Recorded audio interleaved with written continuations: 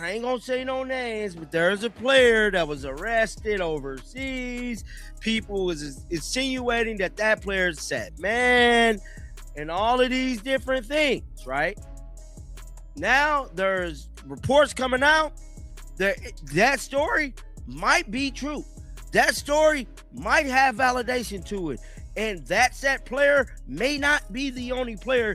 That's not speculation anymore. That's a former NBA player saying out loud what conspiracy theorists have whispered for years. And the WNBA's response to all of this tells you everything you need to know. They held a task force meeting Wednesday. Presidents, general managers, Commissioner Kathy Engelbert herself. The topic, how to define who qualifies as a woman in women's basketball. And after all that discussion, after all those executives in one room, they walked out with absolutely nothing. No new policy, no clarification, no answers. Just the same vague language that's been in the collective bargaining agreement for 25 years. So why can't they figure this out?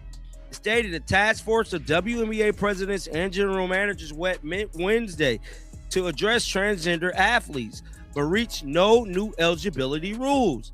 They have reached no new eligibility rules. That part right there should make you scratch your head. Leaving the collective bargaining agreement vague. Players who are women's standard intact.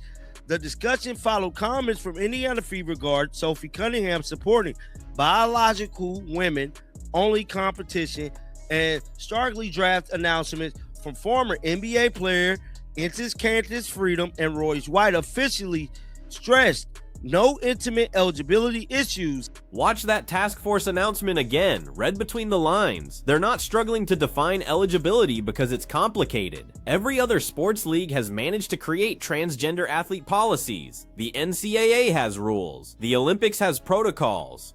High school athletics across all 50 states have guidelines, but the WNBA, a professional league with millions in revenue and decades of operation, suddenly can't figure out basic eligibility requirements? That doesn't add up.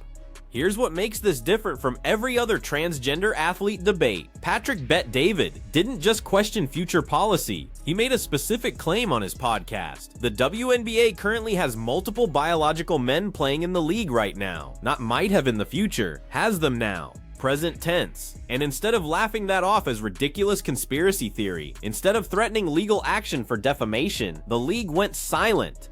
Dead silent. Then called an emergency meeting. Women are 51% of the population. We need to start acting like it. Boycott the WNBA. They don't know what a woman is. They don't know how to protect women in girls' sports. And the WNBA, the W that stands for woman, not trans, that starts with a T. Woman. Y'all don't know what that is? Boycott them. Our girls deserve fairness in their sports and in the locker room. And I'm just having it really up to here with the WNBA and their cowardice. And every fucking WNBA player that says, oh, I don't mind a trans on a team with me, you're fucking lying. You haven't had it. You haven't experienced having a male in the locker room with you. I have. It is fucking demeaning. It crosses our boundaries. It disregards our privacy and what we actually want as women. Fuck the WNBA. That reaction right there represents 73% of Americans, according to recent polling. 73% say they're uncomfortable with transgender athletes competing on teams that don't match their birth sex. That's not a fringe position, that's a supermajority. And it cuts across political lines, age demographics, even includes people who support transgender rights in every other context. Sports is different, physical competition is different. And women's sports specifically touches something deeper about fairness and safety that transcends typical political divisions. But here's where the WNBA finds itself in an impossible situation. If Bet-David is right, if there are biological males currently playing in the league, then every record set by those players becomes suspect. Every championship they contributed to gets an asterisk. Every player they outrounded or outscored or blocked or injured now has grounds to question whether they were competing on a level playing field. The lawsuits alone would be catastrophic. Former players could sue for lost earnings. Current players could sue for unsafe working conditions. The entire legitimacy of the league's 28-year history gets called into question. My guy, the WNBA currently has multiple men that play in the league. Patrick Bet-David thinks the WNBA is trying to hide some shocking information. Wow. It goes on to say the WNBA is under thunderous cloud over defining their players' eligibility. And the conversation has taken another sharp turn after a recent meeting between Commissioner Kathy and team presidents and general managers. That's what we just went over. The meeting focused on trans women's participating in a league, but ended up without any new public policy. That has left the WNBA where it was since Sophie Cunningham made her statements in defense of biological women and the lack of additional clarity. She's calling for a complete boycott, and she's not alone. Social media has erupted with former athletes, parents of young basketball players, and casual fans all saying the same thing. If the WNBA can't protect women's sports, then women's sports doesn't deserve our support. The irony is brutal. This league has spent decades begging for mainstream attention, pleading for media coverage, struggling to fill arenas. Then Caitlin Clark arrives, ratings explode, suddenly everyone's watching. And now the league might lose all that money.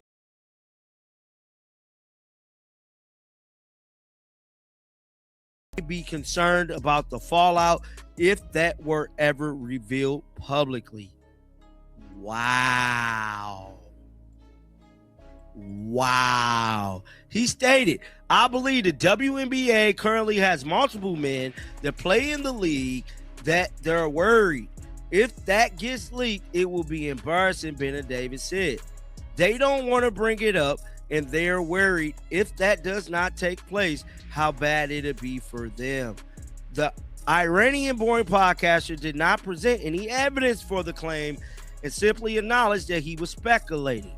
Rather than making a factual statement, his comments have come after the issue has become a bigger story for the WNBA than the game itself. Fans on both sides of the argument have held demonstrations at... Now we get to the part nobody wants to talk about. The specific player, the one arrested overseas.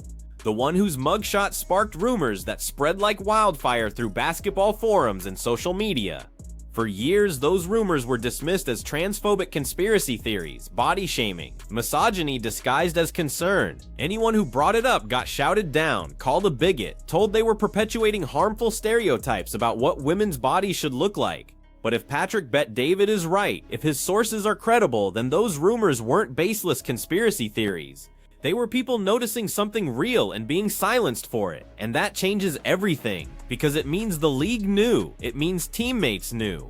It means coaches and trainers and medical staff knew. And they all kept quiet because the alternative was too explosive to contemplate. The player in question has never publicly addressed these rumors. Never had to. The league's official position has always been that all players meet eligibility requirements. But what are those requirements exactly? That's what the task force was supposed to clarify, and they couldn't or wouldn't. That being said, Royce White just did an interview with Fox justifying him and his eligibility. Let's roll it. Could this culminate in you actually playing in the WNBA? It better. Why wouldn't they let me play? It's completely bigoted to deny my trans existence. Wow. Could this culminate in you actually playing in the WNBA? Royce White just declared his intention to play in the WNBA. Former NBA first-round pick, 6'8", 240 pounds, now identifying as a trans woman and demanding the league accept his eligibility. He called it completely bigoted to deny his trans existence. And legally, he might have a case, because the WNBA's current policy just says players must be women without defining what that means. No testosterone level requirements, no minimum time on hormone therapy, no surgical requirements, just the vague phrase, players who are women, and nothing else. White knows exactly what he's doing. He's forcing the league's hand. Either they clarify their policy and risk confirming that biological males might already be playing, or they accept his application and watch the entire league implode under public backlash. It's a lose-lose scenario, and it's happening in real time. Now, this is a wild but peculiar story that is coming out of the WNBA in regards to their task force having a meeting to decipher what make a woman and what make a man a man. Yes, you guys heard me correctly.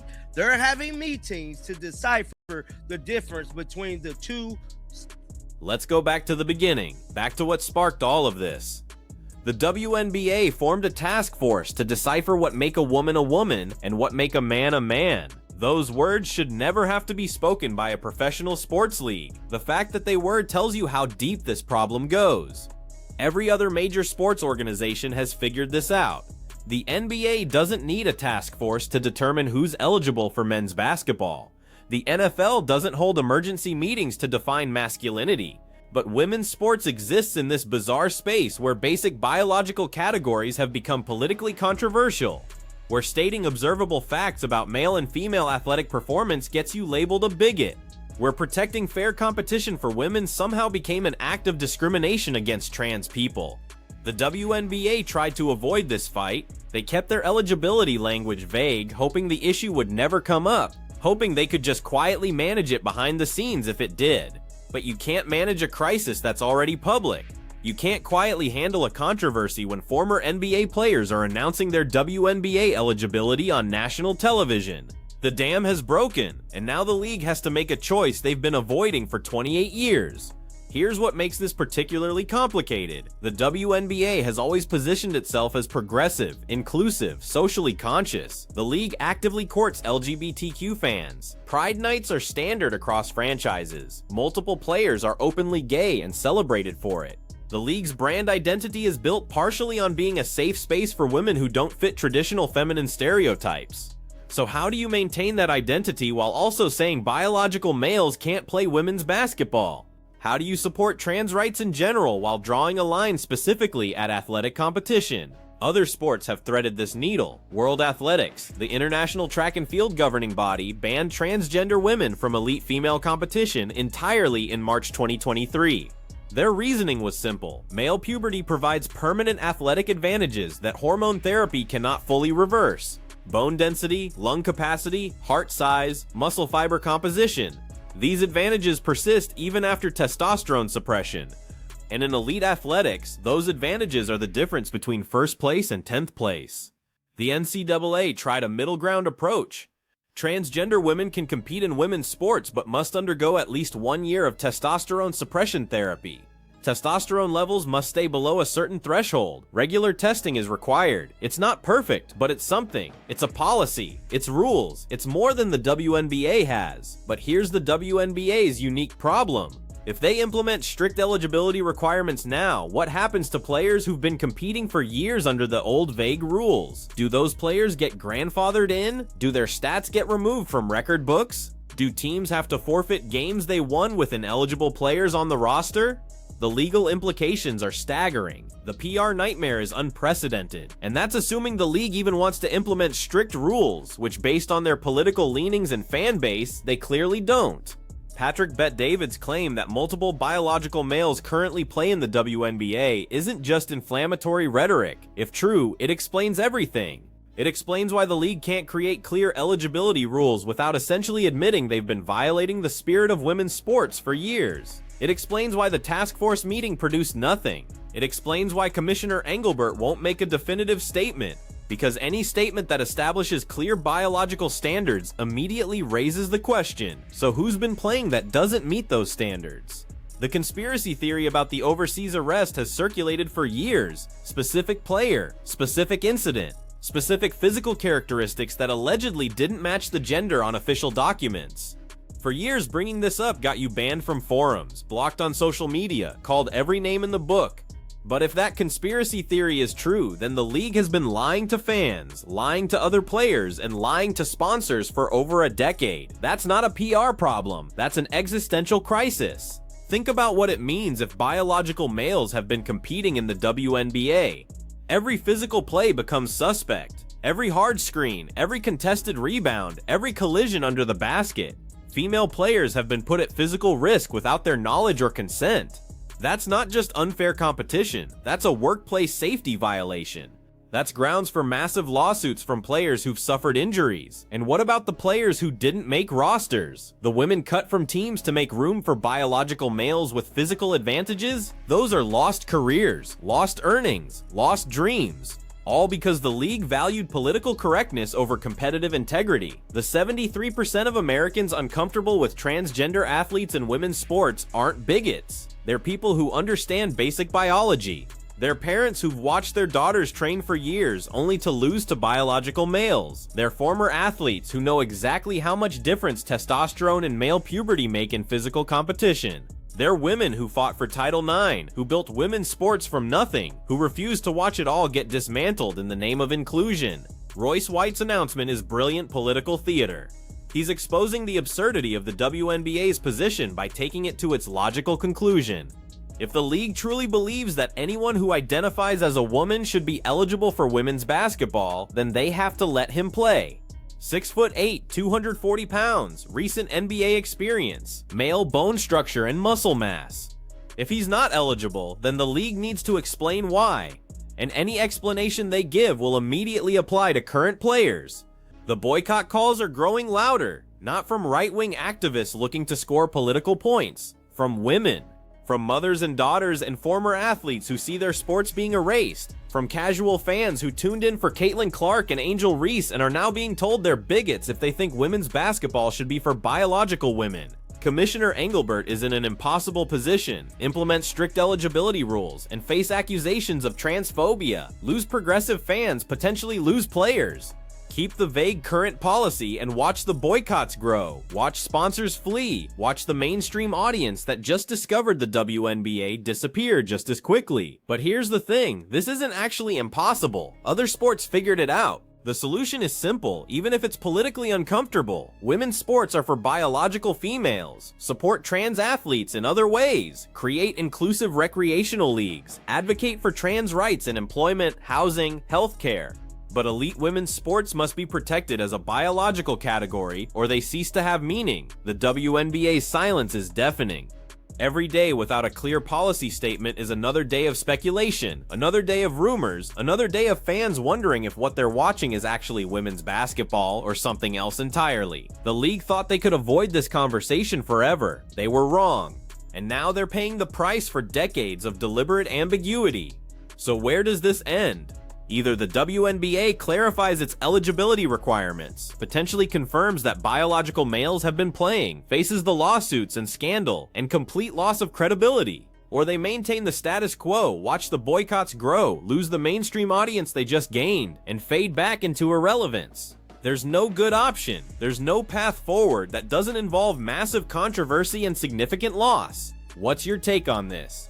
Should the WNBA implement strict biological eligibility requirements, even if it means confronting uncomfortable truths about current players? Or should they prioritize inclusion and accept that some fans will never support biological males competing in women's sports? This isn't a hypothetical anymore. This is happening right now, and the league's response over the next few weeks will determine whether the WNBA survives this crisis or becomes a cautionary tale about what happens when political ideology overrides competitive integrity. Drop your thoughts in the comments, because this conversation is just getting started.